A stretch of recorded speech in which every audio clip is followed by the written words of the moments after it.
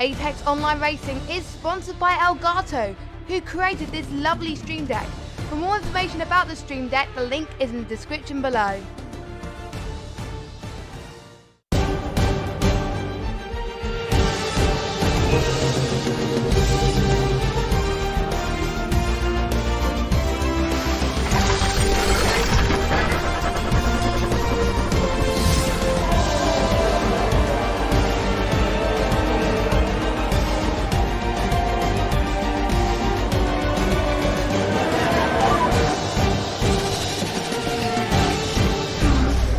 Good afternoon, ladies and gentlemen, mothers, fathers, daughters, sons, brothers and sisters. This is the Apex Online Racing iRacing Formula 3 League, season number 3, round 4, here at the beautiful Ardennes Forest, Spa-Francorchamps in Belgium. My name is King-Kodiak and I'll be one of your commentators throughout this evening's race. Joining me in the commentary box, I am very, very honoured to say, a god amongst men as far as us casters are concerned.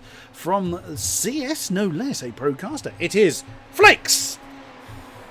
Thank you for the wonderful introduction. It's great to be here, of course, the 4th round at Spa-Francorchamps, and it's certainly set to be a thriller. I was just catching myself up on the standings thus far, and I've got to say, there is some serious talent in this league.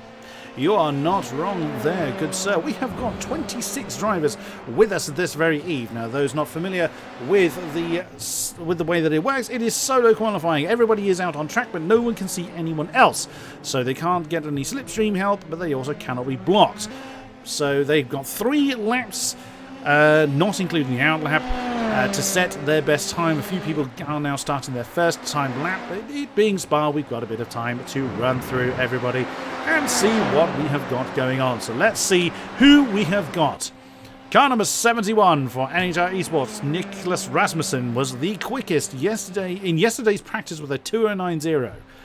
Joining this league, it's privateer entrant number 86, James Pinsker. I've commentated on Smeege several times in other areas, but not here. Welcome to you, Smeege.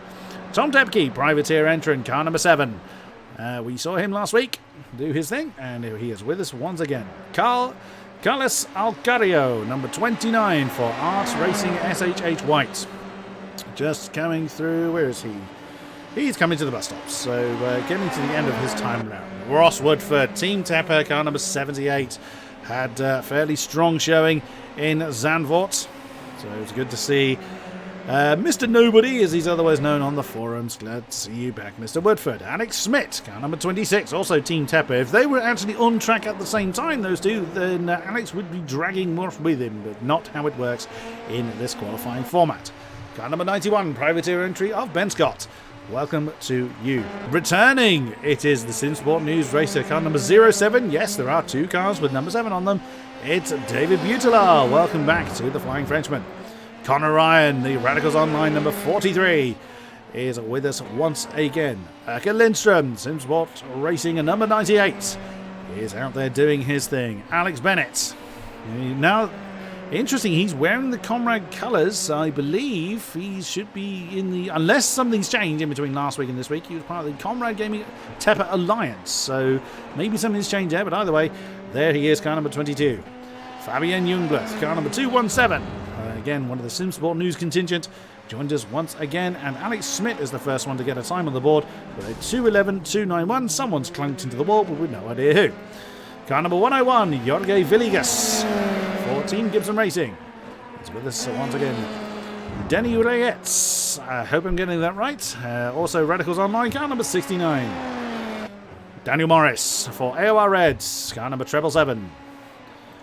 Luca Varani, car treble 2 for SimSport News. That's a very distinctive pink livery on his car. Sarah Dove, the sole participant from AOR Purple in car 177. Welcome back to you. Jose Martinez for Art Racing SHH as well, car number 47. Bruno Demeter, also SimSport News in car number 16. Francisco Gonzalez, also for Art Racing SHH. Charley Summers, hopefully he will not die from technical problems once again. He is for AOR Orange in car number 350. Jose Mulbren, oh, his car's white for me. There we go, it's now got its correct Team Gibson Racing colours on. Car number 187. Luke Barton, previous race winner in this series. Car number 12 for SimSport News. Julian Kleinbusink was a newcomer to the league last week, so welcome back to you. In car number 420, well, I first caught up with Mr. Kleinbusink last week, I should say. And our champion and current pole sitter, car number 10, Paul Ilbrink, with a 2099 on the board. Still a little bit of time for our drivers to do something about it. It's got to be said, Paul Ilbrink just pipping them to the post almost instantaneously there, slamming in that 209, just shy of a 210, but still nonetheless getting that pole position, and still quite comfortably as well. Nearest to him is a 210.319, and that is quite a significant bit of time there between him and Charley Summers, who you mentioned, very quick guy, but unfortunately has hit his own bout of bad luck this season so far. He has indeed. Oh, I have just noticed something. I'm glad I noticed it now before we got into the race. The stream will have to pause for a brief moment while I make one adjustment. It will all go wrong later if I don't. So apologies, stream, but I shall be right back. Okay, apologies there, ladies and gentlemen. I had realised I had made a mistake in my OBS settings, and that is now corrected itself. Let's ride on board with the remainder of the lap with our champion, Mr. Ilbrink, currently on pole, 209.742. He's improved by a couple of tenths from his previous lap, as he is streaming on down to Lake Calm, heavy on the brakes, and sweeps through very nicely. The curbs are relatively low, or comparatively low, compared to certainly what we saw last week at Zandvoort, and rides them nicely down the hill to Bruxelles. And again, heavy on the brakes, downhill, slightly off camber braking zone, but then a slightly positive camber turn into and through turn 10. Now turn 11 has a variety of names, but generally called no name is the irony of that particular turn. Downhill now, the double left-hander of Puar rides the rumble strip on the left and then just sweeps through, kisses the first apex, and then he's going to do the same on the second. Nicely done. Out down into Campus Chicane, turns 13, 14. Again, just using as much of the curb as he does, feathering the throttle, very gentle gear changes, and now into Stavilo. Just again, rise that rumble strip. Now, whilst the track limits are pretty nasty on this track by and large, there, ironically, is one place they can wander wide. So don't ask me why, that is the nature of the beast. Now flat out through the first part of Blanchimont, and as Paul, he's staying hard over to the left. With the amount of downforce these cars have, they can stay flat out. Ross Woodford's just taken the pole time by 33 thousandths of a second. That's his third and final lap, 209.7. Can Paul Ilbrink overcome that? Oh, he's deep into the first part of the bus stop. Can he sweep through? Can he take that pole position back? Let us see. The line is now no, that was a 208.5, so it is not going to be the Radicals Online champion on the top spot on the front row, certainly. But what an effort from Ross Woodford. Nicely done. What a surprising lap, but really delivering some speed there. And the most important thing that he had going for him is that last sector just absolutely nailed it. Carried so much speed up into what in the end was the chicane, which is, we saw there Paul Ilbrink running rather deep. He'll be shaving off tenths every time that occurs. So an unfortunate lap for him, but nonetheless, our starting order may well be decided as only 18 seconds left. This session wrapping up nice and quickly, allowing us to dive right on into our first race of the evening. Absolutely. Charley Summers now coming through the bus stop chicane. He will beat that timer. There's not normally much time given at the end of the session for people to finish their laps. That's a 209.9. That is going to jump him up to fourth. He just dethrones the Bruno Demeter, and that is the end of the session then. So let's have a look at the grid. Ross Woodford with that 209.708, 33 thousandths ahead of our champion. Nicely done to round out the first row. Then it is Barton, Summers, Demeter, Ryan, Pinsker, Lindstrom. Great effort from James Pinsker on his first race in this series. Rasmussen, Bennett, Butelaar, Morris, Varani, Depke, Dove, Alcario, Schmidt, Villegas, Youngbloth, Kleinbusink, Gonzalez, Scott, Morburn, and Martinez. Now, Phil Reed did not set a time, as did, and Reyes didn't. Neither did Marcel Miles. So, very surprising to see Phil at the back of the grid, but that is what we have. He's going to have an absolute battle, bring himself back up into the top 10. I mean, Spa, great circuit, a lot of opportunities in the Formula 3 car to put in the work and put in the times, but still, it's a pretty sizable grid we've got here today, and being able to really climb up, gain 10, 15 positions, it's going to be some hard graft. Oh, yes. Phil seems to be forming a bit of habit of this recently, ironically, of kind of either starting from the pit lane or having some kind of problem that undoes his hard work in qualifying, but he didn't set a lap this time, so it's not like he's simply forgotten. He is starting from the back, unless he has got a penalty from last week. Off the top of my head, I can't think of why that would be, but that can happen. I confess I didn't look to see if there were any penalties to serve for this race, but everybody now gridding up. We will have 19 laps of this feature race, and then there's going to be a break in between this and the sprint race that will be preceded by a one-shot qualifying for that. Just waiting for the last few cars to form up, and then we will get this race underway. The blimp cam is nowhere near where it needs to be, so just another 10 seconds, ready or not. If they're not ready, they will be starting in the pit lane. And Phil Reed still seemed to be well, never mind, we are revving up. Lights are going, and it's time to wind them up and let them go. Can Paul Ilbring be dethroned from the top spot? Let us see how the numbers fall. Into turn one, Ross Woodford holding onto that inside line. Paul Ilbring's already got some company there from Luke Barton. He's actually taken the champion. They're going to be side by side heading down towards Eau Rouge. And Paul Ilbring does slot back into second position as a result. There you can see Charley Summers, Bruno Demeter, all getting very interested. Whoa, side by side, that's Conor Ryan and James Pinsker. That's we're getting very interested. Erkenlis from Nicholas Rasmussen right behind them. Lots of fighting going on. Phil Reed did indeed start from the pit lane. Look at the streaming going on, exactly as you would imagine. Oh, Ross Woodford, has he been overtaken by Ilbring before they get to Lake On? They do indeed. That's how powerful the slipstream is in this particular circuit. Does look like everybody's made it through okay. Lots of changing of position, with the exception of Phil Reed. Marcel Mars unfortunately didn't take the start of the race, but it looks like no one's gone off into the dust yet.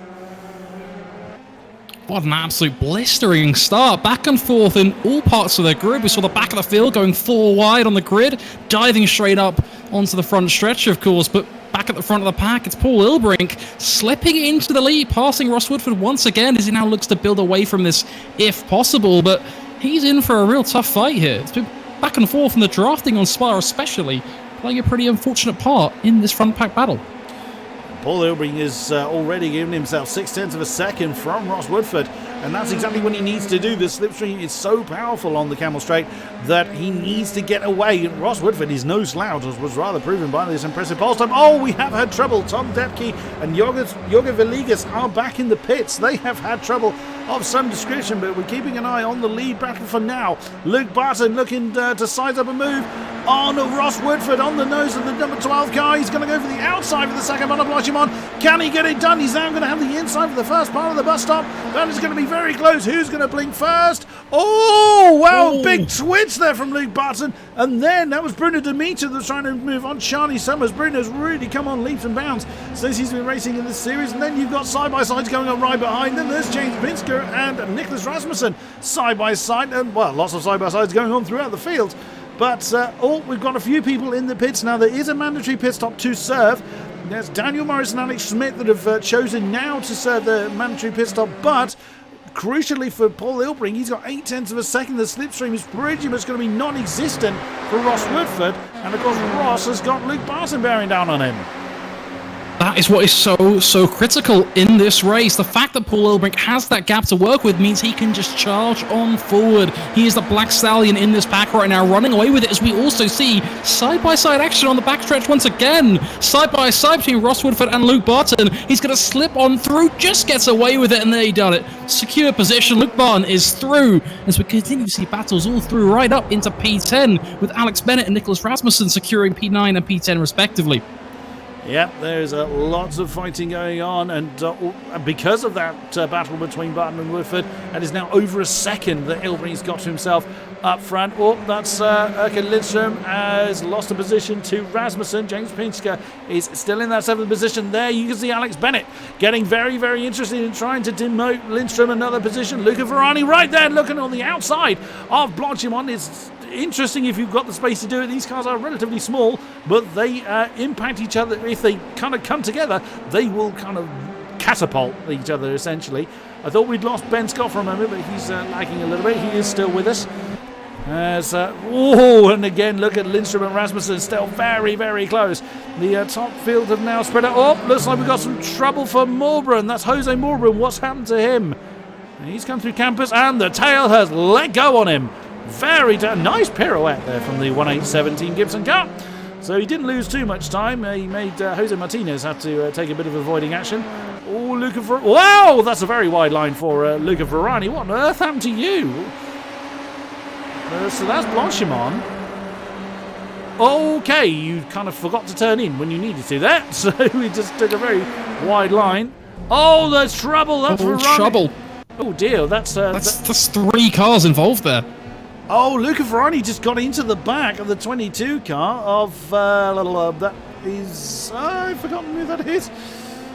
Who's the 22? There's Alex Bennett, and yeah, the kind of cascade effect from there. So lots of shuffling going on. Phil Reed is no, it's a big one. Phil Reed hasn't set his pits up yet. He just started in the pits. Butelar, Youngbloth, Martinez all in. Oh, Luke Barton and Ross Woodford side by side, along with Conor Ryan and Bruno Demeter. You can see at the top of the shot. And Woodford is back up into second position. That is how powerful the slipstream is. And Conor Ryan keeping Bruno Demeter at bay. Coming into Les Combes. Very nicely done. Right behind them, you can see James Pinsker and Nicholas Rasmussen doing exactly the same thing. And they're in very short distance behind is Erka Lindström, so he's involved in being involved. Oh, that's trouble for. Oh my goodness, that's huge trouble for Klein Musink. What on earth happened there? Oh no, is he caught that apex? Someone. Oh, ouch. That's. I can't tell who that is. It was Reyes. It was Danny Reyes that smashed into Klein Musink's car. That's going to be the end of his race, unfortunately. But also, Paul Ilbrink has struggled the last few laps. That gap now down to about 0.8 of a second, or just shy of 0.9 of a second. He's going to be in danger at that rate of being slipstreamed by Ross Woodford. The advantage he's got, though, is the gap between Ross Woodford and Luke Barton isn't going to be thick enough to deny the slipstream that comes into effect when they hit that backstretch. And that causes problems for the two of them as they continue to battle out. Paul Ilbrink can build up the gap and begin to run away again. So the critical thing here is they need to work together if they're going to try and catch Paul Ilbrink. Indeed, but telling these guys to work together is an interesting one. they know that, and slipstreaming off each other is what they are going to aim to do. But at the end of the day, none of them are teammates to each other. Charley Summers isn't far off the back of them either. Just have a quick look at lap times. 10.2 for Ilbrink, 9.6 for Ross Woodford. So gained a good 0.6 on our race leader, and then it was 10.8 for Luke Barton. So that pack could break up a little bit. Oh, that's Bruno Demeter and James Pinsker, I think. Oh, no, beg your pardon. There's Demeter and Conor Ryan having a battle for 5th position. Bruno having to slot behind the... that's very close. The Since What News driver slotting behind Conor Ryan. Bruno Demeter slotting behind Conor Ryan. I'll get that sentence right in a minute. And also Barton is shaping up a move on Ross Woodford again. He's committed to the inside line. And I think Ross kind of braked a little bit early, or just let out of the gas, let that one go. He knew that move was done. What about Summers? He's okay. Demeter did indeed overtake Conor Ryan. Sarah Dove is changing position with Carles Alcario. Yep, that's Alcario up into 10th position as a result of that move. So again, there's lots of battles as we tend to see in the Formula 3 League. I did wonder actually whether we'd have a lot of battling going on here at Spa, just because of the nature of the circuit. For these things, there's a lot of flat out, but once again, our Formula 3 races are not disappointing.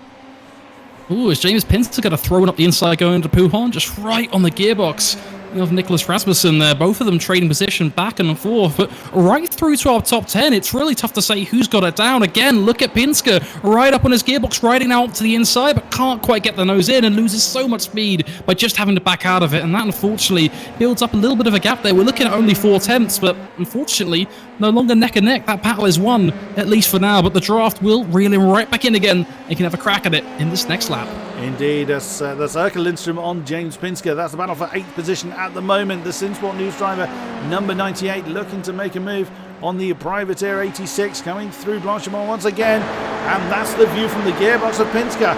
Is Lindström going to try and commit to that one? He does. He's got the outside for the last part of Blanchimont, wants the inside for the first part of the bus stop chicane. Ooh, is James going to hang on in there? He does indeed. He's got the next apex. Is he going to run Erka wide? No, still side by side as they come down to the line.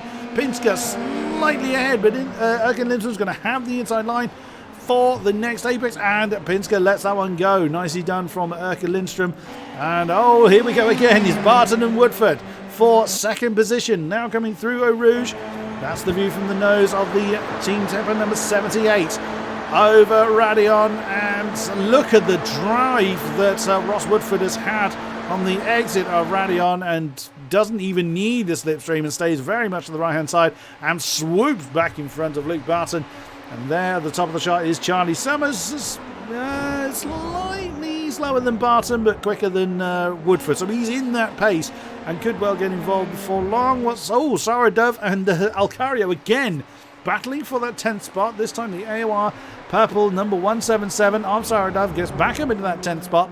That battle has got some legs on it. Jose Morban after his early problems. Oh, wow, that is Ben Scott he's battling with.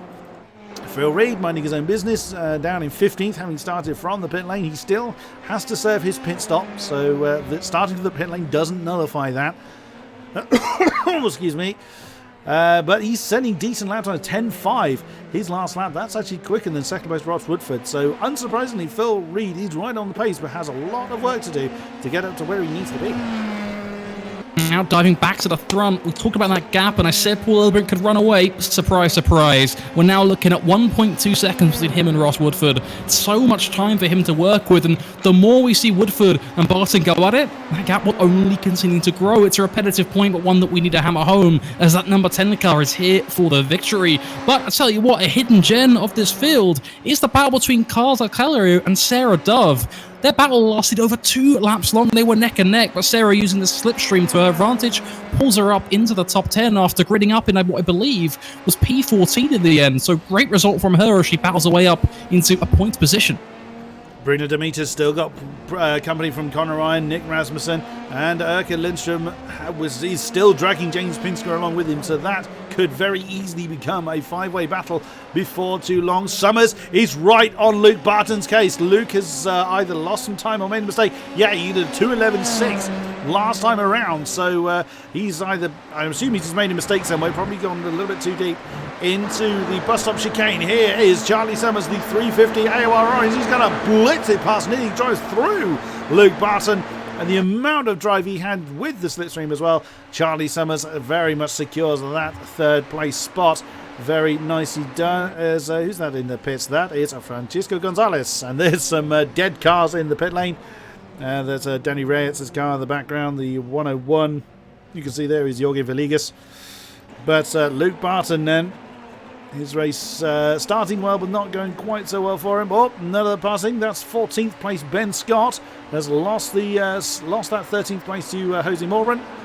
The 187 Team Gibson racing car has done the slipstream move. There in the background is Phil Reed, so still putting in the decent laps. 10.8 for Phil last time around. Luke Barton still staying with Charley Summers as well. But I'm keeping an eye on lots of different times. But that 3-way battle behind Demeter, Ryan and Rasmussen has got all the ingredients of a great battle. Lindstrom, if I can get it right.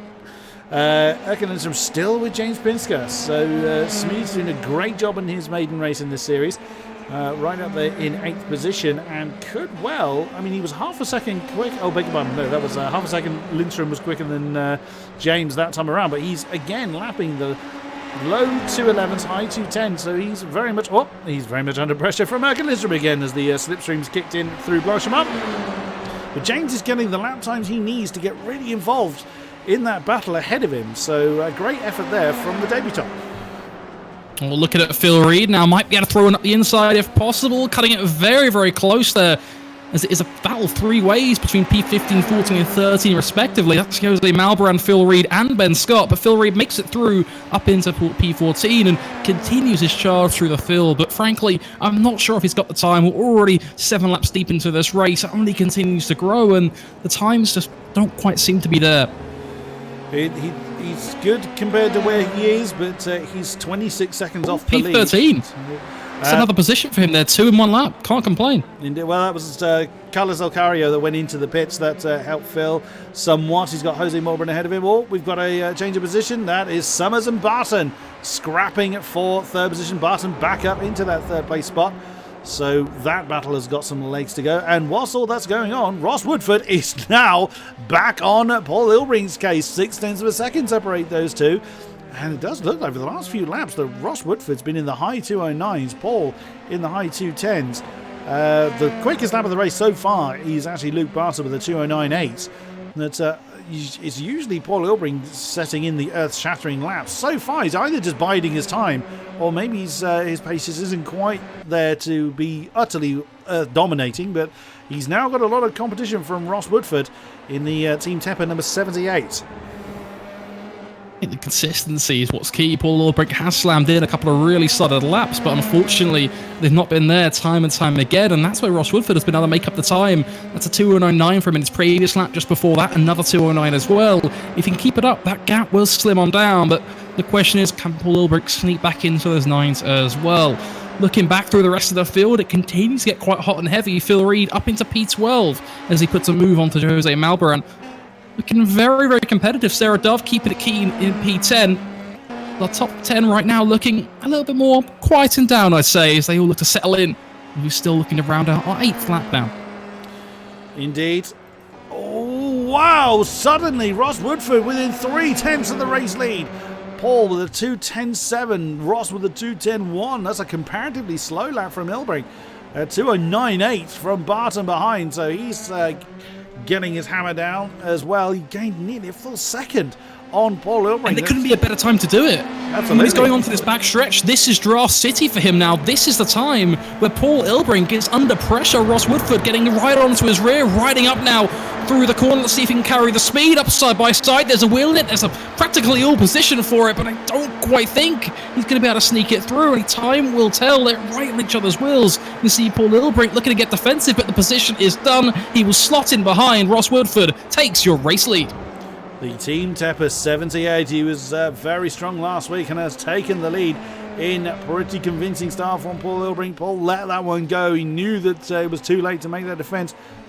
Looking to see if there's any damage on Paul's car. He hasn't really had anybody to fight, so I'd be surprised if he's caused damage to the car. We haven't seen him off anywhere. I wonder whether he's just kind of biding his time at the moment.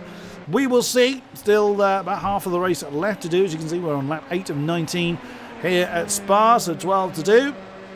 Plenty of time for our drivers to change where they are. So, of course, still a mandatory pit stop for them to serve. About half the field have served theirs now. Phil Reed. So I beg your pardon. David Butelaar is the lead guy that's pitted. Oh, Barton. Oh, what's happened to Luke Barton? Car number 12. What's he done? He caught a tank slapper coming through the campus chicane. He's now down in 5th because Bruno Demeter's gone past him. Oh, goodness me. That's a rare mistake from Luke Barton. So his fellow Sinsport News driver, number 16, Bruno Demeter, right ahead of him.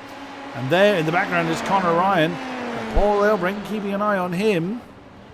Can he keep up with Ross Woodford? It's unusual to say can Paul keep up with anybody, considering what the pace we've seen from him for the last few races. And certainly kept his eye on the prize last season with the CMRC guys that we had with us. That really made him work for it. And so far, we will see. Ross Woodford looks like he's got the pace to keep him at bay. Another 10 seconds. He's just set his best lap.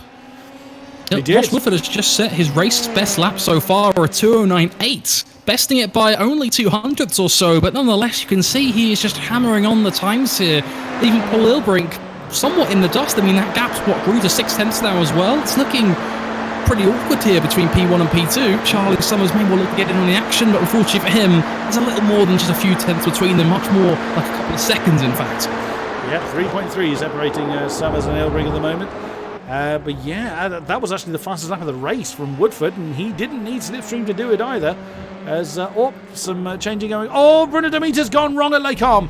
What's happened here? So there's Luke Barton in the 12 car. He didn't. He committed the move very. Oh, I know what's happened there. Demeter's let Barton go and then lost the tail. And through went Conor Ryan and Nick Rasmussen. So Bruno, trying to do the right thing, unfortunately has thrown himself into the clutches of Erika Lindström in 8th position. Lindström and Pinsker have swapped round again, but Pinsker still hanging on in there and keeping those around him company. But that's undone itself a little bit for Bruno Demeter, which is a bit of a shame. But still, the various battles rage on. 0.6 of a second separates Woodford and Ilbrink, and it doesn't look like it's coming down. It's growing, in fact. We're now up to what is practically a second here between these two.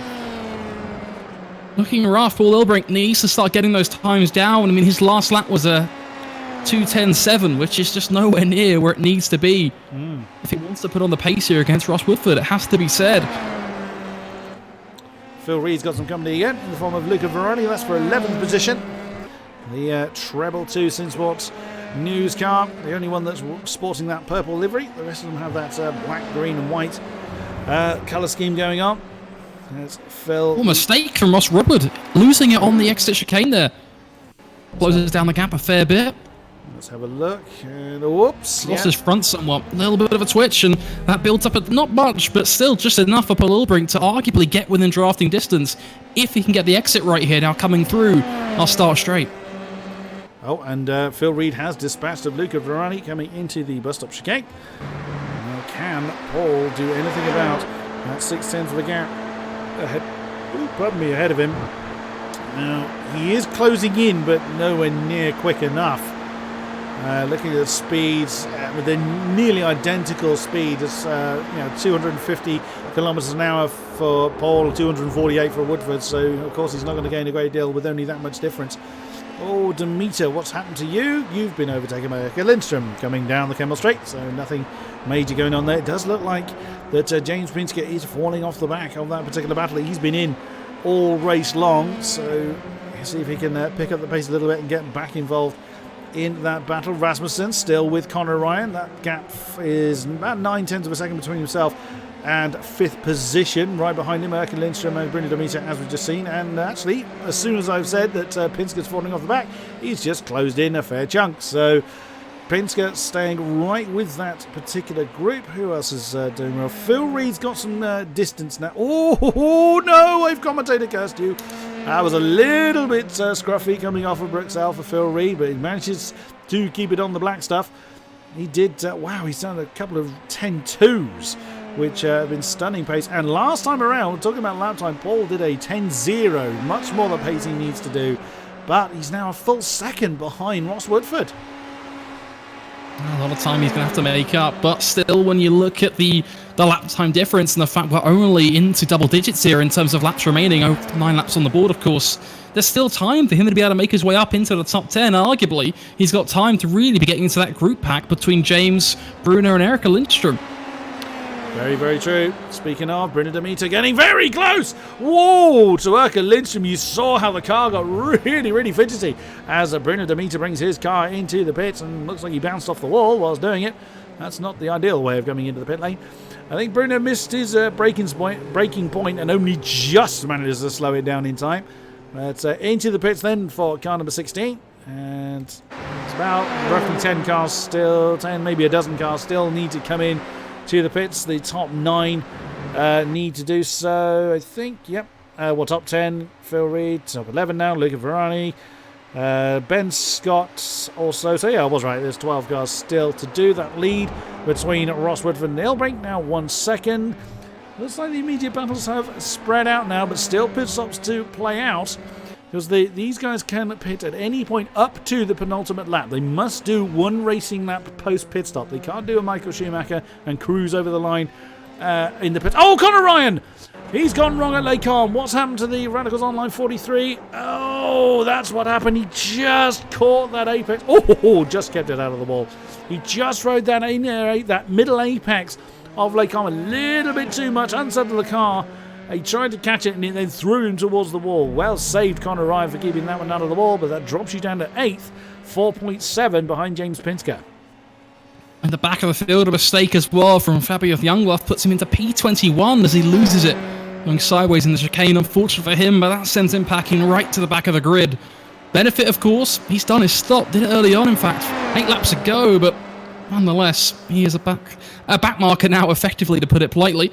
Looking back to the front, that gap continues to grow between Ross Woodford and Paul Ilbrink, holding steady at a second plus, but looking more like a couple of tenths maybe added on if Woodford keeps up the pace. Practically a 10 flat for him there, but Paul Ilbrink picking it up as well. Could be an interesting battle is on our hands. Meanwhile, of course, the group package. James Pinsker, Conor Ryan, Sarah Dove all going at it. Erika Lindstrom as well. Nice to see them keeping it very close, as we do see potentially a bit of wheel-to-wheel action. 226 and 777 there, but nothing to come of it just now.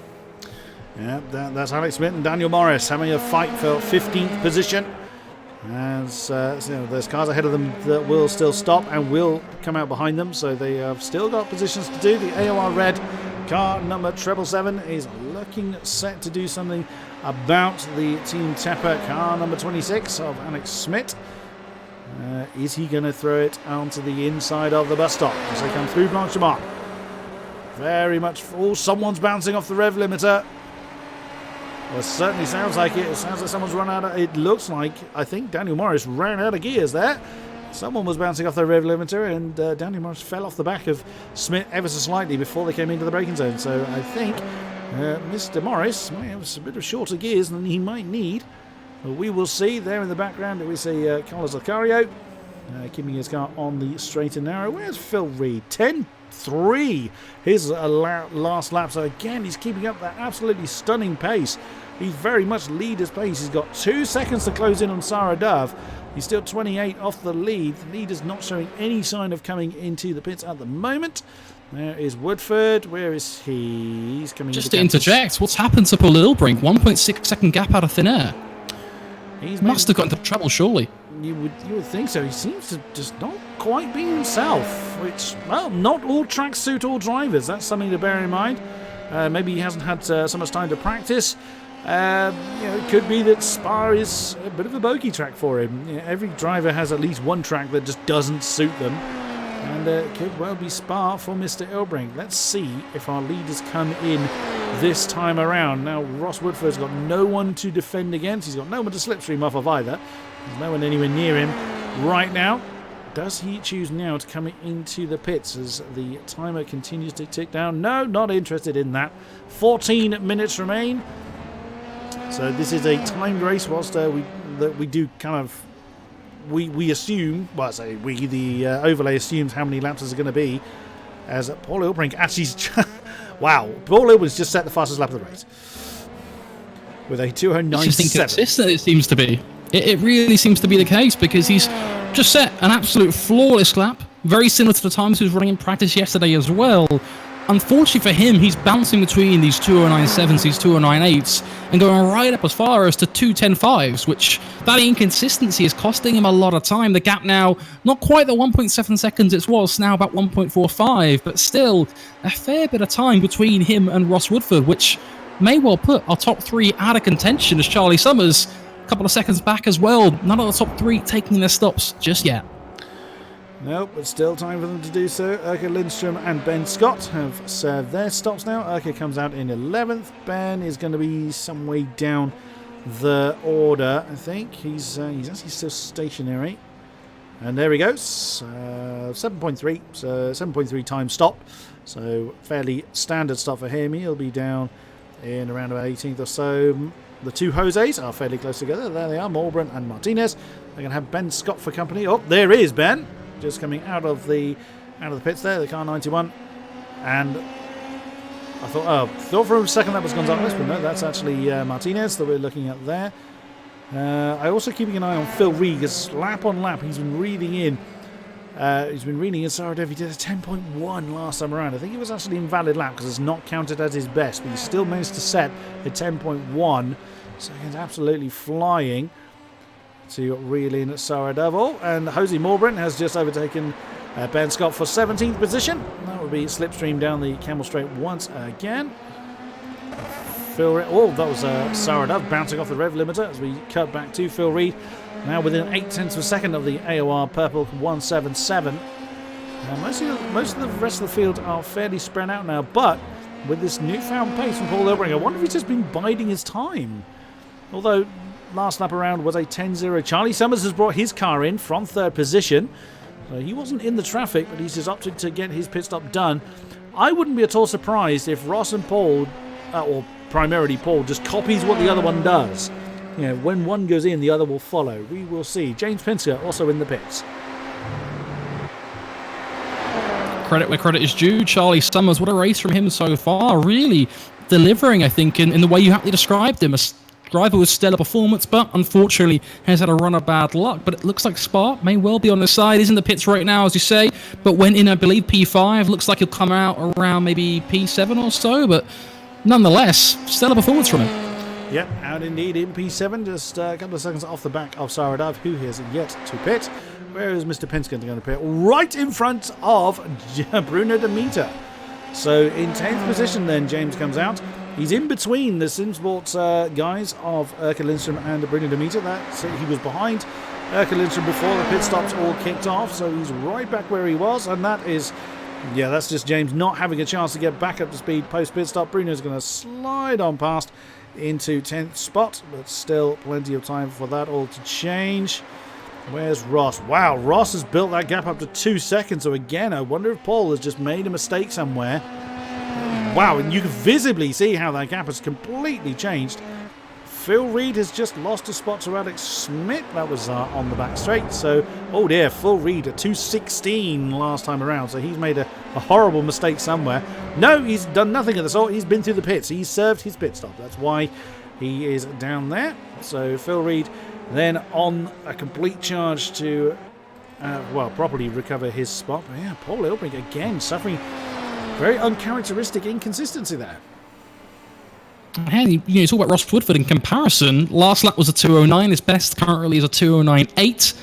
Now looking to come into the pit, see if he can get this done. Paul Ilbrink following him in as well. So you are bang on. Both of them following each other for the move. They'll be looking for a quick and concise stop here. Looking to see if they can get back out in front and use the gap to their advantage, which they should be able to do fairly comfortably. Luke Barton also in the pits as well. The only driver not to stop is Nicholas Rasmussen. Will momentarily steal away the lead, but he has to stop 15 laps deep into a stint. He's got to stop eventually. The question is when. Yep, Conor Ryan, Saradav bringing their cars in as well. The only car that, with the exception of Rasmussen, is Luca Verani getting a big old tank slapper on there on the exit of the bus stop. He's chosen not to pit either. Ross Woodford, well, unsurprisingly, Woodford and Ilbrink coming out pretty close together. Ilbrink gained quite a big chunk there of time on Mr. Woodford. So that gap is now 0.8 of a second. So that could well put Ross under a lot of pressure in the closing laps of this race. 8.5 minutes to go. Round about 5 laps left, as you can see on the overlay. They've got 14 seconds to gain to Rasmussen, but that's not of consequence to them.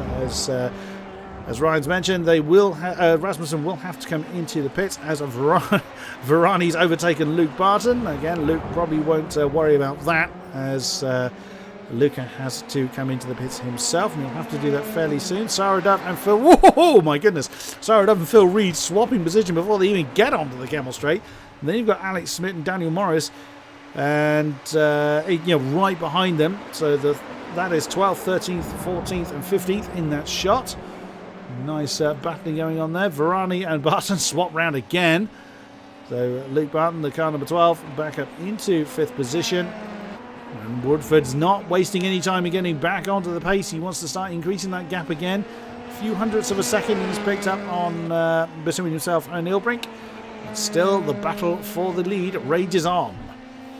It's interesting when you look at these two. The battle has been very intense, but there's little details here and there that have really divided the two. I mean, when you look at their pit stop especially, you see Paul Ilbrink made up significant time actually in the pit road itself, not through the stop. Albeit, yes, 4/10 gain on the stop itself, but most of his pace was picked up actually in just how quickly he'd get out the box and into the lane. Ross Woodford struggling somewhat, but also then putting in a blisteringly quick outlap, and that really just puts practically a second between the two here. Yes, we're seeing 7 tenths on the board, but that is going to continue to grow as the pace right now from Ross Woodford just gets himself back into gear. He's looking set for another 2:10 here potentially, which just sits rather comfortably for him, it has to be said. Bruno Demeter and James Pinsker still fighting into the bus stop. Nicely defended there from Pinsker. That's for 8th as they weave their way through the final chicane as Rasmussen is coming out of the pit lane. Where is he going to reappear? There he is. Verani's gone through, but Verani still has to pit. There is Erka Lindström, and right behind them, or a couple of seconds behind them, is that battle for 8th, or currently 8th position between Pinsker and Demeter. So that battle rages on. James doing a brilliant job of keeping the car number 16, Bruno Demeter behind him. Bruno has done a few seasons in this car, so he's got some experience that James may not necessarily have.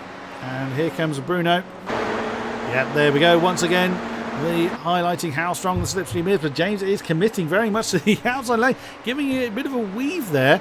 I wonder if he's feeling the need to get some more heat into his tyres, or maybe he's kind of signifying something to Bruno, who's gone very deep into Lacombe, gets a bit of a swapper on, and James can't quite use that extra momentum. It's not really a passing place up there in Lacombe, but Bruno feeling the need to defend on the way down the hill into Brixell, committing very early to the apex line to keep James behind him. So that is a really intense battle between those two. That is for, as I say, that is for 8th position at the moment, but James giving it everything he's got to keep Bruno company.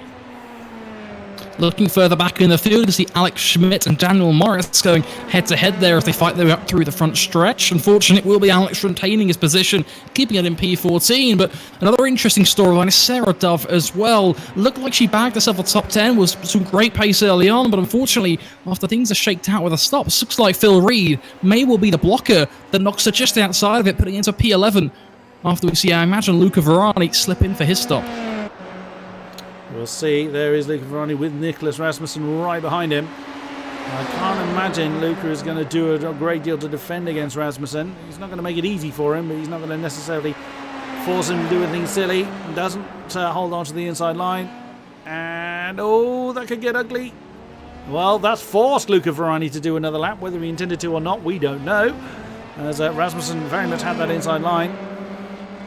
And through into 5th position goes Rasmussen. There in the background is Demeter and Pinsker. So that battle still hasn't waned whatsoever for 8th position between the two. Oh, Ilbrink is half a second off the back of Woodford before they've even got to... oh, Demeter's made a mistake. What's he done? We'll check in with the lead in a minute. Oh, he's spun. Driving back to the front. Look at Woodford making the move side by side now as they come in on the braking zone. Just snuck through. Will be Ross Woodford right onto his gearbox. Has to leave the room, but great driving from these two as they go neck and neck now down the hill. Once again on his gearbox. Paul Ulbrich looking to squeeze his way in, but he just can't quite find the gap. Oh, dangerously close, just half a car length in it. But it looks like Ross Woodford is able to hold on, but not long enough. The mid-corner speed carried through there from Ilbrink as they sway left to right, back and forth. Paul Ilbrink might have just done enough, pulls in with the position. There's a wheel between them, and there you have it. Paul Ilbrink taking your race lead after what was looking like a pretty dastardly race for him. Yes, P2, not a bad position, not by a long shot, but not the Paul Ilbrink we know and love. But now he's back where we typically expect him to be. And the biggest thing of all, he's just set the race quickest lap at 2:09.6 as well. Oh, wow. Paul Ilbrink has come alive. Has he been biding his time this whole race, just giving us a false sense of, or giving Ross Woodford maybe a false sense of security, and now he's pounced and just taken that race. He brilliantly driven by both of them. Corner after corner, side by side in these things is difficult at the best of times. And Paul Ilbrink once again reminding us why he is the champion of this series. So through to start lap number 18. When they get to the end, they will have 2 to go. It is 2 minutes 40 on the clock and a 2:10 on average lap time. So we have got 2 laps remaining here at Spa. But, of course, that all-important slipstream is what's going to be in the mind of both of them. It's going to be when, as opposed to if, they make the move. It's all about positioning. It's all about timing and strategy for these guys.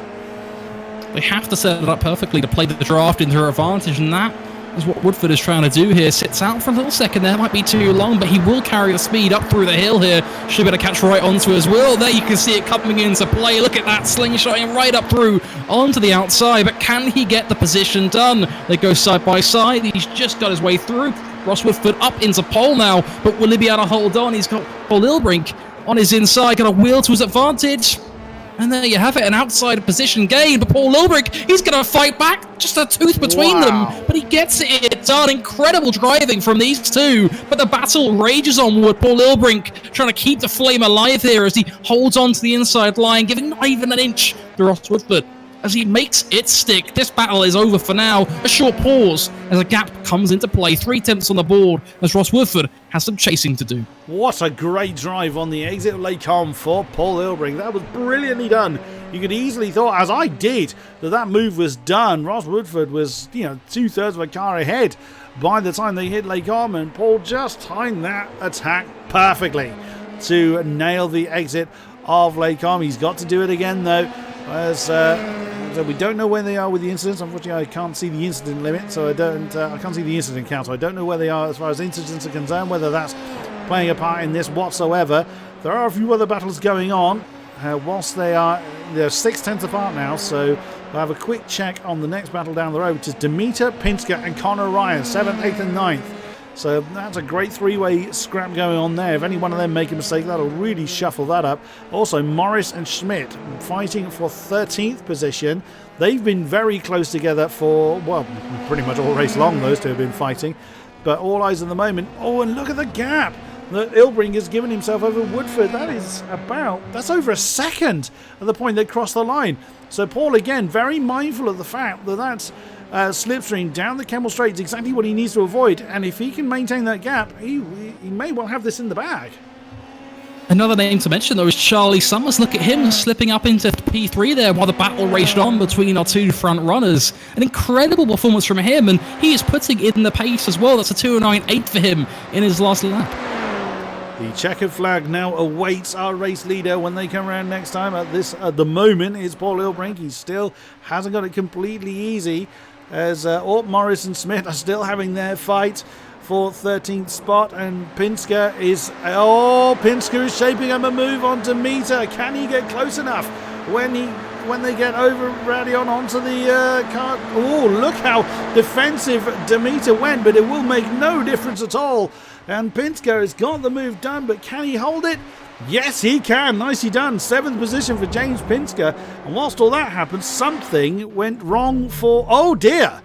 Daniel Morris and Alex Smith came together at the beginning of the last lap. Oh, that's what happened. So Alex Smith got a little bit squiggly coming through La Source, and unfortunately caught Daniel Morris, who was making the move, and sadly got hit for it.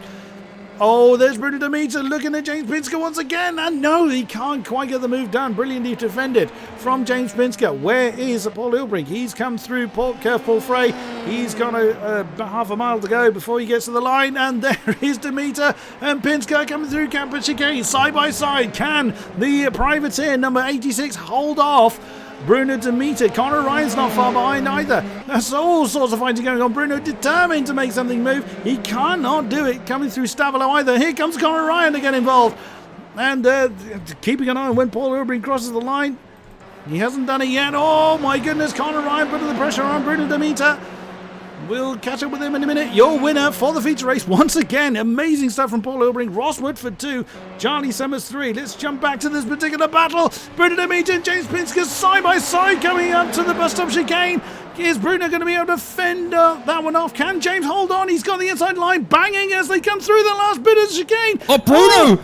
Oh, Bruno's off, but there's Conor Ryan. Conor's nicely nailed the pair of them. That's so close as they cross the line. It's actually showing Bruno as having been the victor of the 3. No, but there we go. My time is updated by 49 thousandths of a second. Conor Ryan did indeed beat the pair of them. Bruno Demeter just by less than a 10th of a second overcome James Pinsker for that 9th position. Davey Beetler rounds out the top 10. There's the Simsport guys.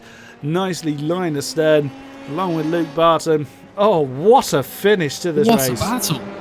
Conor Ryan, I mean, that was where my exclamation was intended for. The guy slips up the inside while the ruckus is going on in front of him, steals 2 positions to 1 on the final lap in the final turn in what has been 19 laps of thrilling action. But nonetheless, the race is done. Paul Ilbrink in P1, Ross Woodford in P2, Charley Summers rounding your top 3 here in the feature race after an incredible race-long battle between our top 2 and Charley Summers, with a wonderful little hero drive to pull through what nearly was a race best lap, only short by just a few tenths. Absolutely, as the last car to cross the line is Fabien Jungbluth. There he comes, and now we will confirm the results as they stand before any kind of steward's intervention. Paul Ilbrink taking the win by 1.2 seconds over Ross Woodford. Then it is Summers, Barton, Rasmussen, Lindstrom, Ryan, Demeter, Pinsker, Butelaar, Phil Reed finishing off eventually in 11th position. Then Dove, Alcario, Schmidt, Morris, Varani, Malbrin, Martinez, Gonzalez, Scott, Bennett, Youngbloth, and those that didn't see the flag were Kleimbesink, Reyes, Depke, Villegas, and Miles not taking the start. Oh my goodness me, what a amazing feature race here at Spa. Really has been incredible, and a storyline for me as well that we just deservingly have to touch on is Sarah Dove made an incredible run through the field, but unfortunately blocked from that P10 by not quite one position as we expected, but in fact two, finishing up in P12 after both Phil Reed and David Boutilier charge on through as well, backing himself the top 10 spot, and Phil Reed of course lapping practically best pace of the race, but unfortunately couldn't quite sneak into the top 10 himself as well. We are going to head into a break now whilst the session is reset in readiness for the sprint race. So do come back with us, and we'll come back to you as soon as we can for the sprint race.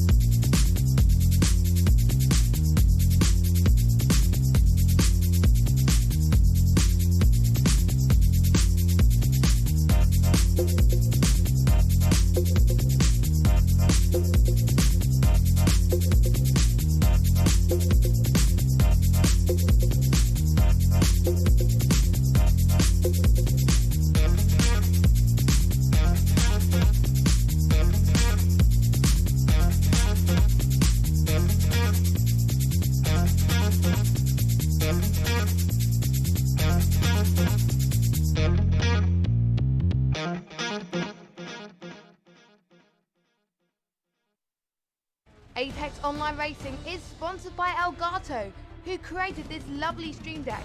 For more information about the stream deck, the link is in the description below. Apex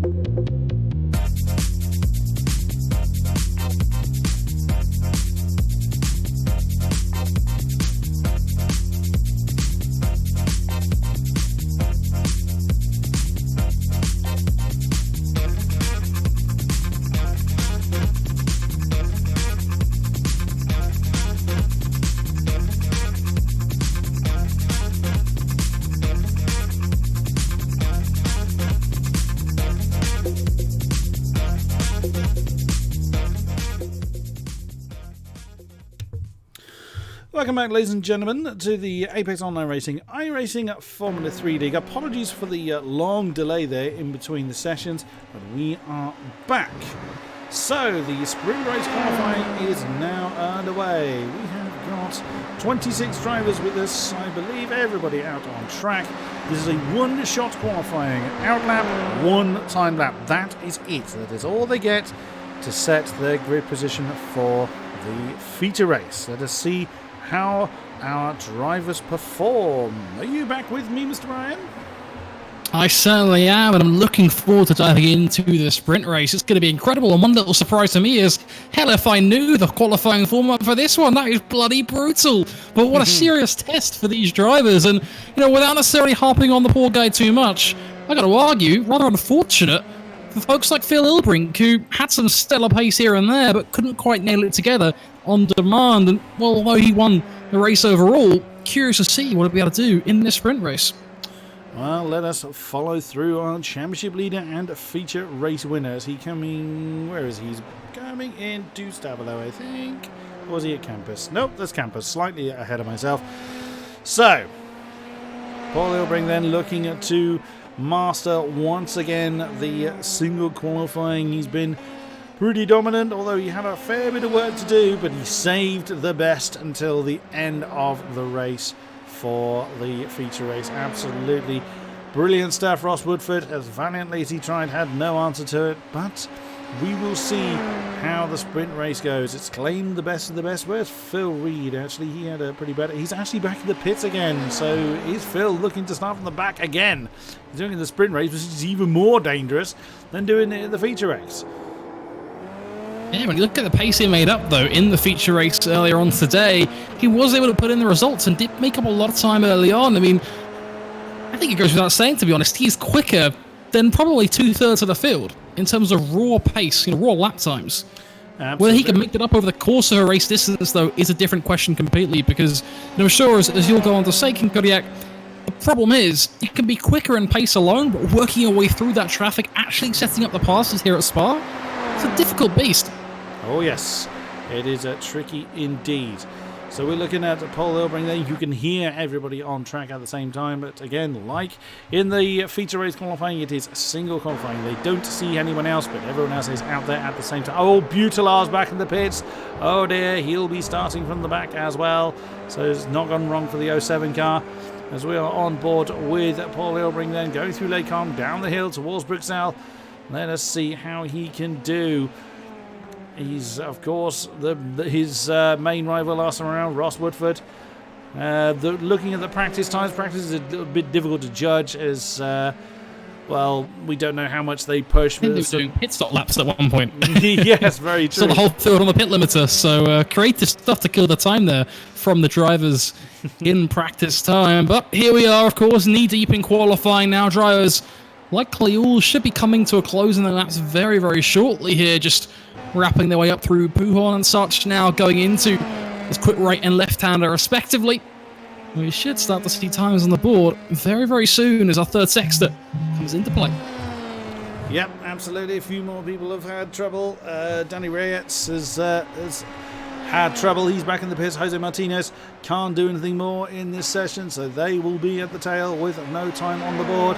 Most people will be heading towards the end of their time lap now. Less than a minute to get across the line. Most people will do it unless they have been very, very slow to get themselves underway. Of course, we don't know because we can only look at one car at a time. Here comes Paul. What can he do? Over the lines, quite a way down the road, and it is a 2:08.7. But Ross Woodford with a 2:08.3.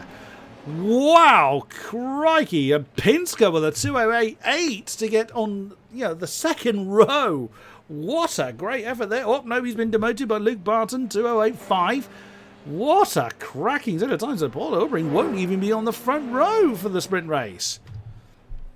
Our top 10 locked out by 7/10 practically. What an incredible field pre-qualifying, delivering in full force as we continue to see laps come through. Fabian Youngbuff knocked out, unfortunately, into P14 and continues to drop back as he sits in last at 2:11. or 2:11.9 even, unfortunately not working out well for him as the field continues to take shape now and our positions are done. And unfortunately, the session has deleted the results, so I can't quite see who's finished where. They are here on stream because the advo seems to be causing a bit of trouble for Ryan, but it's working okay for me, except for the fact I can't see who's starting in 10th because they joined the session a bit late and I forgot to restart advo. But never mind. Ross Woodford is our pole man this time with that incredible 2:08.3. Then it is Barton, Elbrink, Pinsker, Summers, Rasmussen, Ryan, Bennett, Demeter, no idea who's in 10th. Climbusing, nice effort there in 11th. Then Depke, Schmidt, Varani, Malbran, Scott, Gonzalez, Youngbloth, and those that didn't set the time were Phil Reed, Rayetz, Morris, Dove, Butala, and Alcario. Let's see where everybody forms then. As the blimp is a little bit too close to the field, so it's not really a great shot there. Everybody gridding up then for the first lap. It is 12 laps for this sprint race. It is a little bit over 50% of the feature race distance. And it tends to go in the blink of an eye, but everybody just needs to kind of keep themselves to themselves. Very difficult into the first turn, particularly here at Spa, but we didn't see any huge incidents into the first turn. We did have some people that had some difficulty through the feature race. 30 seconds then for everybody to get onto the field, and then we'll get this sprint race underway. Big thing to watch out for is any incidents towards the tail end of the lap as well. If people lose it in either the early chicane or especially that final chicane coming into this start straight here, that creates almost a moving blockade for people to have to try and fight their way through. We did lose someone, unfortunately. Their front nose cone just obliterated. But here we go. The lights are on. We are getting ourselves ready to kick off our sprint race. Set. There we go. All lined up. And it should be green any second now as away we go.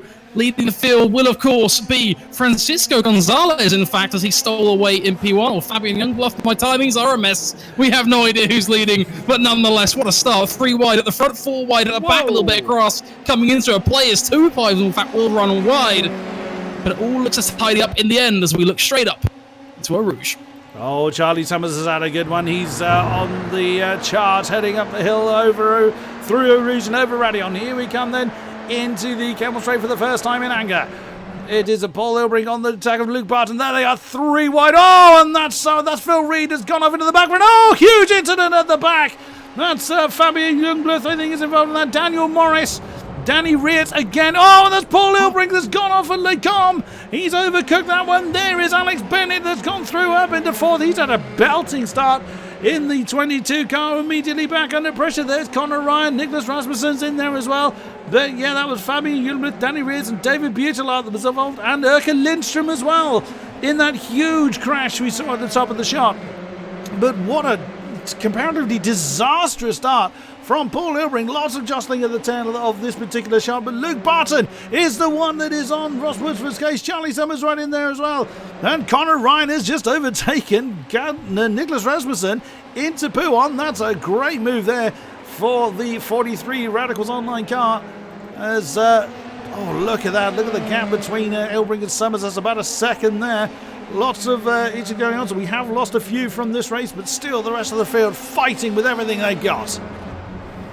Yeah, what an incredible start that was. Definitely some incidents here and there. I think I saw someone make a pass through the outside in the runoff of Pujon. Simply does not get more sketchy than that. But here we are, side by side again at the front now as Ross Woodford and Luke Barton go at it once more, using the runoff to his full advantage there, but can't quite get it through. We'll be up on the tyre, potentially in the braking zone, but no, stops in behind. Our top 3 continues to round that out at Ross Woodford, Luke Barton and Charley Summers as they go forward and cross the line, but incident in the chicane. I said that blockade would be a problem, and it is. 3 cars involved there as a quick love tap comes in. Absolute disaster. The smoke continues to set ablaze.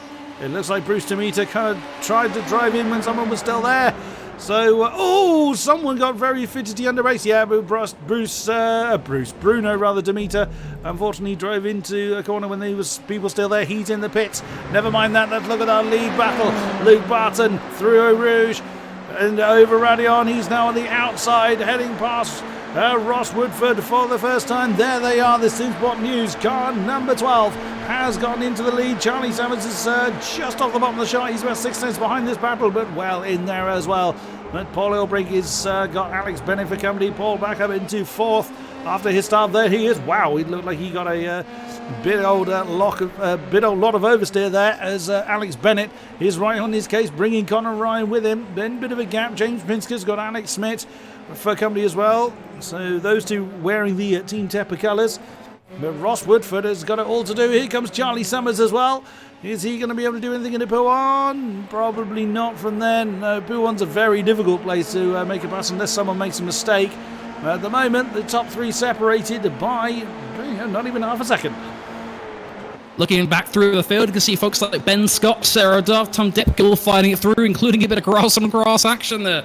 But our top 10 rounding up nicely, comfortably as they try and back their way up through the field. Looking, of course, back at the front again, a bit of a gap has taken shape.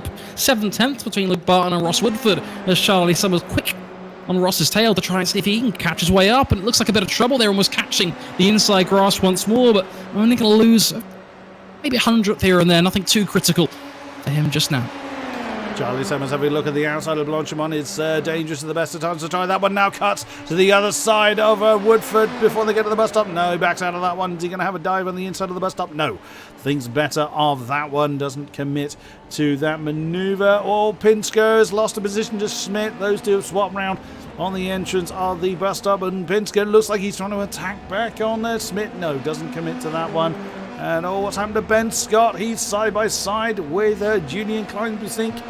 I think that is with someone lagging around. Oh no, Sarah Dove, I beg your pardon. There's someone is lagging around there. There's a warping car. It's Julian having trouble in the chicane, it seems, lagging himself in, then has to dive up the inside, unfortunately skipping the corner because he just missed his mark, and then add a little bit of blinking shenanigans, and probably the right call, I think, to take the inside of the corner, as that is the last place you want to be having trouble. No, indeed. And looking at the top 3, separated by very little, to not even a 10 separates. Not even 2 10 separates Woodford and Bartons. They come into Lacombe now. They have got Charley Summers, actually is a great camera car for us. Charley with a great drive off the end of Lacombe, close to right underneath Ross Woodford's rear wing. Can't do anything with the pace at the moment, but is keeping the pressure very truly on Ross Woodford. Phil Reed is doing his best to try to make his way through the field. That's Luca Verani and Francisco Gonzalez. He's right with. He's going to get the inside line on Verani coming through Bruxelles. Can he complete the move? He's going to have the outside for the no-name corner. Oh, wow. That got very lively for Phil. And he's managed to keep it on the black stuff. Charley Summers again on Ross Woodford's tail as they wind their way through. What is that? That's Cambridge County. Oh, Phil Reed's had trouble. He's lost the position to Julian Klein-Busink, so he's fallen into that battle. Bear in mind that we saw Phil have a bit of trouble in the early laps. He may be spotting some damage on that car, but well, mind you, his last lap with a 10-2, so I doubt it. He is charging on like a madman. There's Charley Summers trying to make the move on Ross Woodford. He can't get alongside him though as they come through Blanchimont once again. Oh, that's trouble for Julian Klein-Busink in the 420 privateer car. What's he done? Whoa, the tail just completely let go at him at Stavelot. That's off into the dust. He's got to be careful how he rejoins the track, and he does. James Pinsker, that's him losing the position to Nick Rasmussen after a stunning qualifying for James. Sadly, the race not quite going his way, but still enough time for him to do something about it. And plenty of racing left to do. Charley Summers right on Ross Woodford's case. That is the battle you need to cast your eyes onto right now. Ross Woodford versus Charley Summers, as they will be coming up through the start straight there. Now look and see if he can make the run up the hill. And, well, he's got the pace, he's got the line. It is set up perfectly. But will he be able to get around the outside? A little bit of pop comes through, but he will leave just a car length tyre through, side by side. And he is through. Charley Summers up into P2. But Ross Woodford is not going to make this easy. Just a tyre width between them, but it looks like he will be able to slot in back onto the racing line comfortably through. Nicely done for Charley Summers. Also, Conor Ryan, Alex Bennett have been fighting all race long, really. They're still side by side coming through Lacombe. Can Conor Ryan string that one around the outside? Can Alex Bennett hold him off? No, Alex can't hold on to the 22 car. He's slotted behind. So the Radicals Online pair, 4th and 5th at the moment. It does look like Paul's not quite got the pace on the top. I mean, the top guys are getting 2:09.6. Absolutely stunning lap times from our top 3, even with all the fighting going on. So Paul is, but then Paul certainly surprised me last time around. So we'll see how he does there. Alex Smith Nicholas Rasmussen, James Pinsker still in that battle for 7th position. There's that group still fairly close. Jose Morgan and Luca Ferrani, 10-11. Phil Reed still trying to recover from his early troubles in 12th position. As we've lost Tom Depke from the race. Daniel Morris is retired. Fabian Youngbloth, Jose Martinez, Erkan Lindstrom, Danny Reyes and David Butelar are the cars we've lost so far. Rudy Demeter has gone through the pits, so that's never good for a sprint race, unfortunately. Sarah Dove is right with Jorge Villegas.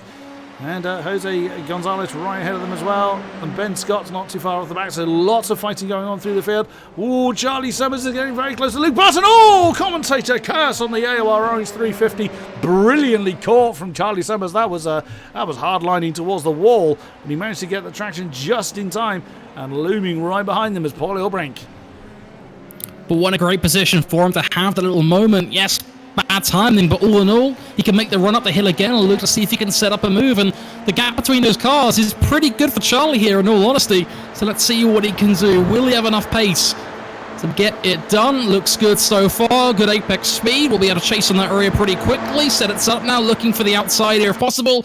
Up past the wheel. Now side by side, his front wheel is through, and it is done. The inside is still coloured off, though, by Ross Woodford, but he's going to have to slot in behind. Realises the speed is frankly not there. Charley Summers with a moment, but he makes up for it immediately on the following lap. Nicely done. Charley Summers back up into second, but that has cost him 1.2 seconds on Luke Barton. So Luke looking strong at the moment. Alex Smith, Nicholas Rasmussen still very close together. They've dropped James Pinsker a little bit. Oh, Jose Morbrun and Luca Verani. Phil Reed right in there as well. That three-way battle coming down to Bruxelles. That is a battle for 10th position. Phil was in this before, hadn't made a mistake, ended up behind these two again, and with Verani and Morbrun fighting, that's holding up Phil Reed as Morbrun is very wide. Very wide indeed. As they manage to keep it, they're still side by side now coming through pool, and all that's really doing is slowing them down as Smallman flies off the red again. That's going to earn him those dreaded instant points. Phil Reed's lots past, right behind. Oh my goodness, Phil Reed. Oh, what a move. What a great, he committed to that very early. He's lost a lot of time already as Phil. He doesn't want to lose any more. And brilliantly defended from Luca Verani around the outside of the second part of the Kappa chicane. Now through Stavolo into Curveball Frey. Surely Phil's going to get the slipstream and fly past Duran Blanchimont, but Luca Verani doing a brilliant job of keeping that one fair and square. And he's going for it again. He's up the inside once more. That's what I thought he'd do. Look at Verani. He's came here to race, and he's through as well. What beautiful stuff coming from him there in that final sector now. Can he hold on to the chicane, though? He's being quickly chased by Jose Malbron in the braking zone there, but they will just hang on, retaining that order. A little moment on the brakes, but nonetheless, that three-way battle between Phil Reed, Luca Verani, and Jose Malbron will wrap up there. Ross Woodford now on Charley Summers' case. It's roles reversed from last time around. Through Eau Rouge, over Radion once again. It's roles reversed as Ross gets the slipstream and flies past Charley. Well, flies alongside Charley Summers, and Charley, I think, realises there's no way he's going to be able to defend that. As, exact roles reversed, hung onto the inside line, but slots behind Ross as those two swap position. Now 1.5 seconds behind Luke Barton, who's nearly pushing the 208s now. It was a 209.059 from our race leader. Absolutely brilliant pace there, and the fastest lap of the race so far. But that is allowing Paul Ilbrink to slowly but surely close in on them. But we are fast approaching halfway in this race. As you can see, we're on lap 6 out of 12. Paul may not necessarily have the time to do anything about it. It really rather depends on how the fighting goes with those guys. Let's give a quick check on Phil. He's finally gotten clear of the cars been fighting. There is Verani, and Morbrun's actually fallen out of that pack completely. He just had a bit of a blip, unfortunately, on the final turn. Ran it so wide out into the runoff. It was either the wall, frankly, or the runoff, and he lost 2 positions in the process, but did make it back side by side in his rejoin. So good driving from him, at least in the recovery stages there. Nicely done. Charley Summers is back within 0.4 of a second, or hovering thereabouts on Charley Summers. Is he going to think about something on the exit of Blanchimont coming up to the bus stop? He can't ignore the fact that Paul Ilbrink is edging closer and closer with each passing lap. But at the moment, they remain where they are. Let's see what he's able to do. Is the AOR Orange at 350 able to do anything? It would be a hell of a lunge from there, but opts not to do it. He's got time. He doesn't need to be doing crazy moves like that at this stage. He's got time on his side with only a couple of tenths between himself and Ross. But all the while they're fighting. Now, of course, losing sight. Now we're starting to see 208s. Ross Woodford with a 208.9 on the board. Absolutely cracking lap time there. That's closed him in nearly half a second on Luke Barton. So Luke can't afford to relax as he is still under a lot of pressure. It's all about the setup here, though, for our top four, with Paul Ilbrink quick on the tail of Charley Summers. They've got to be so careful about managing the distance between these cars, but it looks like Charley's done just enough to keep a gap behind him, but unfortunately not enough to get close enough to Ross Woodford to be able to sit in that draft and make a move onto this front stretch here. So looks like our top four will remain as is. Luke Barton dropping away, though, from that second gap that he had. Potentially still some shenanigans on the table here between our top three, in fact, as Luke Barton and Ross Woodford get ever closer. Ilbrink is closing in quick as well. He's closing in the gap between himself and Summers pretty damn fast now. He's decided he's not going to hang around anymore and is getting the toe down. So I think we are going to have a lovely four-way scrap for the win by the time the checkered flag falls. We will see, as less than 11 minutes remain. We are halfway through this sprint race already. Let's have a quick look through the fields. Who else is having a fight? Villegas and Varani still in that battle for 11th. Ben Scott, Sarah Dove, they've been battling for a while. That's for 15th position. The rest of the field do have some time in between each other, so not too many battles going on at the moment. But Gonzalez and Mulbrin getting very close coming into Pouhon. It did look like the ARC 17 was able to get a lovely inside line through Pouhon, but wasn't able to get the traction he needs on Jose Mulbrin. But I just can't look away from this podium battle going on. And Barton leads Woodford, leads Summers, leads Ilbrink. Oh, you just get the feeling that it's in the air. These guys are incredibly quick. Summers with a very strong feature. Barton! He's messing up on the brakes. Won't be able to hold on to P2 though, but only just the exit speed from Charley Summers is there.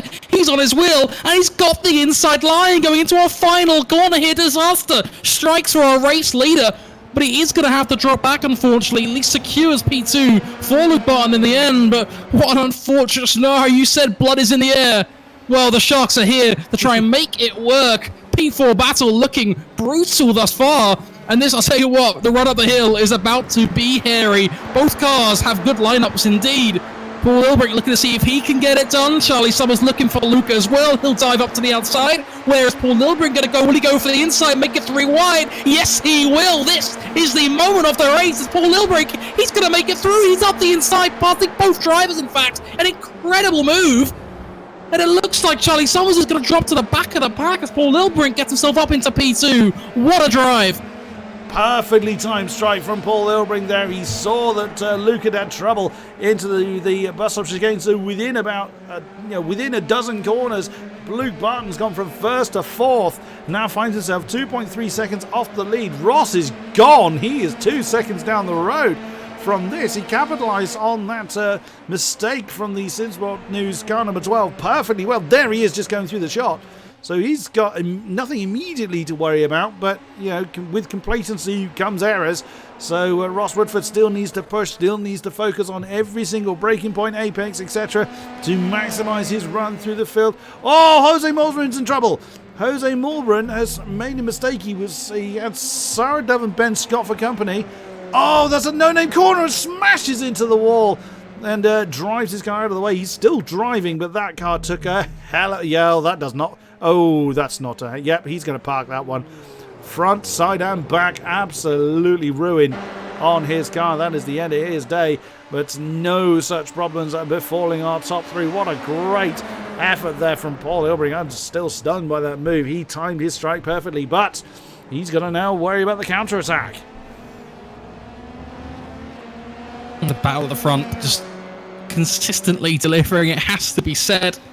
Paul Ilbrink holding on only by a thread here as the run once again is set up. Coming into the start of our final 3 laps potentially here. Lap times as well, but continuing to creep on down, has to be said. Ross Woodford maintaining the 2:08.8 there, in fact, as his last and quickest lap of the session. He's the only one to get into the 2:08.9s, but the look of it, here comes Summers on Ilbrink. Again, that slipstream proving powerful. And Luke Barton is 1.3 off the back. He won't get any slipstream from there. So Summers then slips back up into second position. Is Ilbring going to fight back, or is he going to slot in behind? Ilbring's not interested in playing the safer option. He was fighting that to the last. But Summers had the momentum and position to sweep through into second position. But Paul Ilbring, as well we know, is not going to let this one go easily. He will fight that until the checkered flag falls. They come through Bruxelles. He just needs to pick up his rhythm again and get back into the fight. Absolutely great stuff there. Oh, that's Gonzalez and Sarah Dove. That's 13th position for the AOR Purple 177 car. Oh, that was close between Sarah and Francisco there. Nice effort then from Sarah to claim another position. Phil Reed on the back of James Pinsker now. So Phil Reed getting into the top 10. James has fallen off the back of that battle he was with Alex Smith earlier on. As Phil Reed looking to really do something about it. He's going to try an outside maneuver at P1. No, he's not wasting any time. He's not, and he hasn't got time to waste. He can't rely on the clock to for others to either make a stop or make a mistake or anything like that. No such luck. He flies through before they get to campus. That is Phil Reed up into 9th position. Great effort there, but Paul Ilbrink is once again looming on Charley Summers' tail. That is the pertinent point right now in this race. They'll be trying to look maybe if he can dive up the inside here. I think a little too far back for a lunge. Takes the stance to early break and then come out quickly if he can. This race separating the men from the boys, especially Paul Ilbrink and Charley Summers, as they go neck and neck, tooth and nail, right through to our finish line here. This last corner now going to be the big one as he looks to see if he can line up for the run up the hill. Looks pretty good. Let's see what he can do here. The pace will be there for him. What's worth noting as well, the gap between them and Ross Woodford is dropping, only 1.2 seconds. Schmidt in trouble though. Yeah, Smith's in trouble. We'll check up on that in a minute. Yeah, Ross Woodford lost a second. He did a 2:09.1, a 2:08.2 from Charley Summers, and Paul Ilbrink has just reversed roles and gone the slipstream up and over Radion and back up into second for the Radicals Online number 10. Now, what on earth happened to Alex Smith? Let's bring the replay back. What happened to him? Alex Smith, where are you? That's not you, that's Phil Reed. Something happened around here somewhere, I think.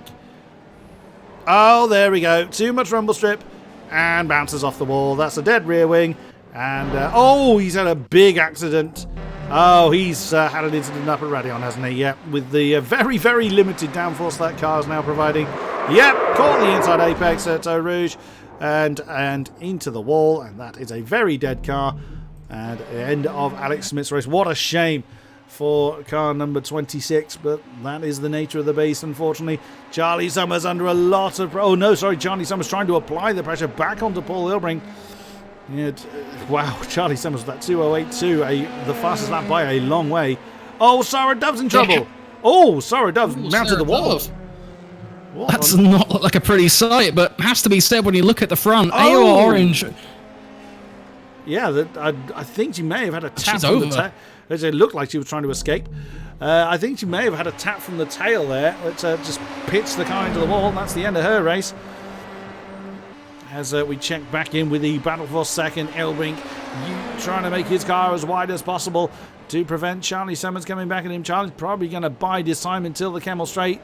That is the popular overtaking spot. There's Luke Barton trying to hang on as best he can. 2:08.8 for Woodford, 2:08.4 for Ilbrink, 2:09 for Summers, 2:08.7 for Barton. So Luke's still got the pace in there and is going to do what he can to remain with this battle. But we only have 2 laps to go in this sprint race.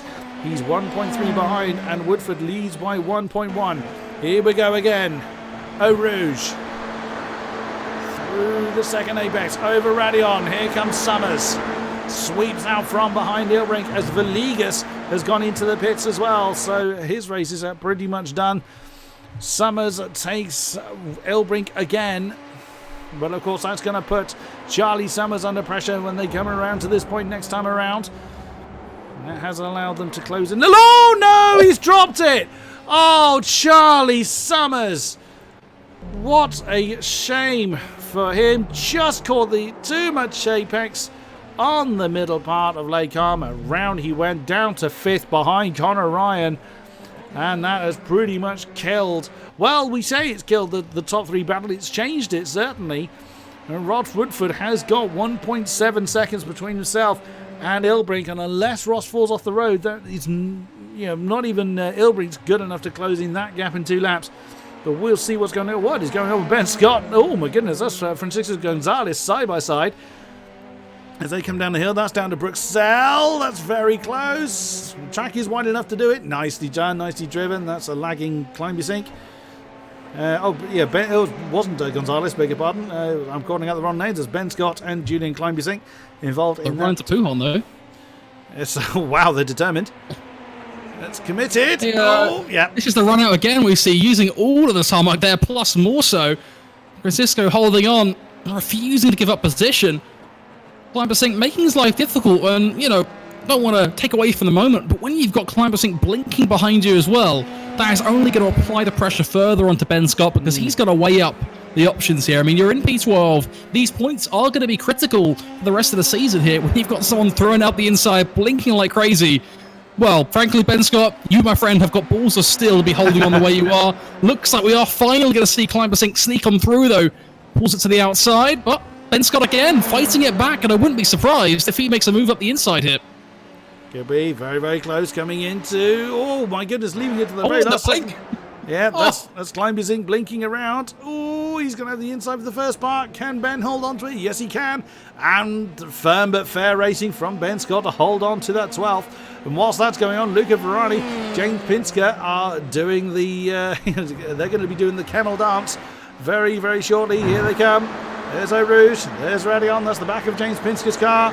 And through goes Luca Ferrari. And you just know there's nothing that can be done about that particular move.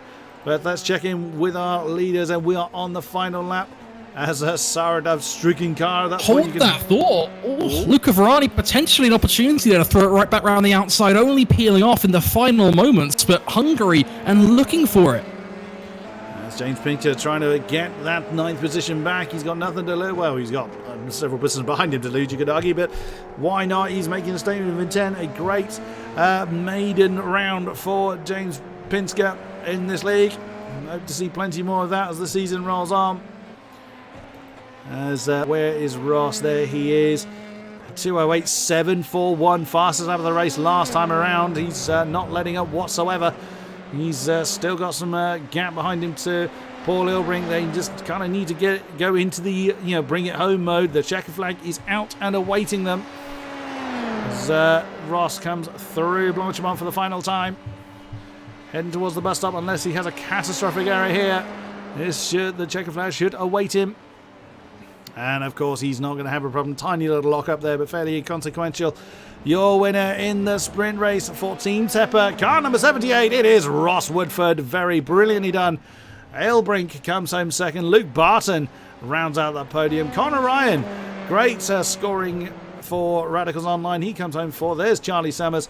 Oh, what might have been for him. He comes home 5th. Alex Bennett, good effort there in 6th position. Nick Rasmussen is going to come home 7th. Phil Reed, starting again from the tail of the field, is going to come home in 8th position. Ferrari manages to fend off James Pinsker for 9th spot, but still less than a second between them when they cross the line. Here comes Francisco Gonzalez for 11th. Right behind them, Climby-Sink wins out that battle between himself and Ben Scott. And who's next to come over the line? It is Jorge Villegas. He comes through the bus stop himself. Brendan Demeter, not such a hot round for him this time, but that is the way he's been through the pits.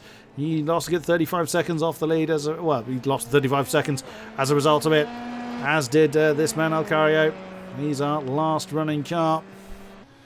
We'll just see him through the remainder of the lap, but wow, the sprint race by its definition is quick. It's always over too fast, but what an amazing, amazing show our drivers put on once again. Really has been just so competitive, and when you look at the standings, it really shows as well.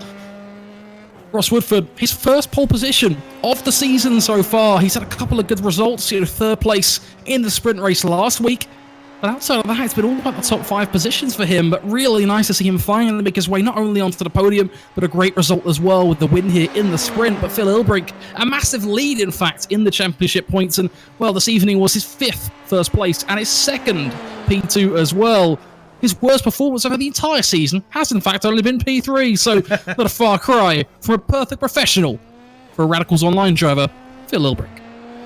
And that's Alcario crossing the line. So to confirm the results then, Ross Woodford taking that win by 1.2 seconds. Then it is Ilbrink, Barton, Ryan, Summers, Bennett, Rasmussen, Reed, Ferrani, Pinsker, Gonzalez, Kleinbersink, Scott, Villegas, Demeter, Alcario, Schmidt. Those that didn't see the flag were Dove, Morbrun, Debke, Morris, Martinez, Reyes, Youngbluth. I still didn't figure out who that. That was Danny Reyes, I believe, the missing name on the overlay, and David Butelar. What a shame for the Flying Frenchman of Mr. Butelar. He has shown some amazing pace in the past. Okay, let's see who wants to have a chat to us, I wonder. This could be interesting. Let's see who has what to say. No one at the moment. No one's made themselves available for a chat. That's absolutely fine. They don't have to. I imagine they're pretty knackered after that. It's been a long night, but it's been some amazing races. And we will see who comes along very shortly. So then, Ryan, after your first evening with us, we've had some technical difficulties getting you in the box in the past, but you've finally come with us. How have you found all that? I tell you what, it's been an absolute pleasure. The quality of driving on display in the Apex Online Racing Formula 3 Championship is just truly a pleasure to see. You know, when you look at the top 10 drivers in the season, it's really quite close. I mean, looking at the championship points, in fact, you know, you're looking at 6 points between P2 to P4, and it only gets closer from there, from P4 down to P6, and that only shows the caliber of drivers on play in this league. And not only that, when you screw the championship points for a second. I mean, we mentioned earlier on the battle there, for example, between Julian and Kleinbersink. Even with some blinking on display, just part of the beast, unfortunately, with online racing. Even then, the quality of racing from Ben Scott even was just truly a pleasure to witness. Clean, fair, but certainly firm. Some people have made themselves available. Let's grab our feature race winner and championship leader, Mr. Paul Ilbrink. Hello, Paul. Hello. What a surprise we find you with us once again. It didn't look like you had it all your own way at all. It looks like you really had to work for it, but what a perfectly timed attack in the dying stages of the feature race in particular. Talk us through it, Paul. I think it started I don't think we have it spot on with setup here at Spa, not this time and also not last time. Like, we did switch from high downforce to medium downforce, but I don't know, it's still quite tricky to drive, and apparently everybody else is making it work as good or maybe even better. So in the first race, I took the lead at the start and managed to get a little bit of a gap, but Ross was just very quick this week. I think he was the quickest all around anyway. So he made the pass, and just after the pits, it was just a matter that I gained a little bit more confidence on the car, so I was able to push a bit harder, and especially like the middle sector with all the corners and stuff. So I think Ross also had like some slight issues at that last couple of laps that slowed him down a little bit. So I don't know, but managed to get by and go for the pass and get a win. So that was nice. Great stuff, great stuff. Anything in particular you're looking for as the season progresses? Just finishing on the podium. That would be nice. Nice effort. Well done once again, Paul, and we look forward to chatting to you again. All right. I want to have a chat with Mr. Woodford. Hello, Ross. Hello. Yeah, it's lovely to have you in the box with us. My God, what a time to show up. Nice performance, sir. It's not something I'm used to on iRacing, to be honest. First time in here. Where do I start? Pole in both races, that was unexpected. Feature was... I probably should have won the feature, if I'm being honest, but I was having pedal issues at the end of the race, which let Paul get through on the last couple of laps. And then the sprint was just hectic, because Luke got through at the start, and then I got back into the lead, Luke got back past. Me and Charlie were slipstreaming, I caught back up to him. I think he fluffed his braking into the bus stop, and that let me get past. And then I think if Charlie hadn't crashed with a couple of laps to go, Paul would have got back to me with the slipstream for the last lap. So, bit of luck, but Hey, it all counts. Let's be honest. But absolutely amazing stuff. I mean, we've always seen that you've had the pace there or thereabouts, but not necessarily the luck or continuity to be able to see it through. Is there anything changed for this race, or just good timing on where you were being at the time? I don't know, to be honest, because last season I didn't really like being around here, but I made a couple of setup changes in the races I did in the week leading up to it, and they definitely worked, so hopefully I can carry the momentum forward now. Awesome stuff. Well done, Mr. Woodford, and we look forward to chatting to you again. Okay, hopefully I'll be in here more from now on. Look forward to it. Great job, well done. Due to it being very late, I'm actually going to call time on this evening's broadcast. Thank you very much to those that have been with us throughout the stream. A great pleasure to have you with us. Thank you very much, Ryan, for joining me in the commentary box. It has been a great honour to have you alongside me, sir. It's been an absolute pleasure. I'm truly looking forward to being back here for next week as well. Folks, it's Canadian Tire Motorsports Park. Our second morning race of the season. Friday the 12th of July is the date. 8:30 is the time. Apex Online Racing Formula 3 Championship. We'll be back with you back then. Awesome stuff. Thank you very much to our sponsors. Without you guys, AOR would not continue to grow. And we shall, exactly as Ryan said, be back next week. Until then, thank you very much and good night.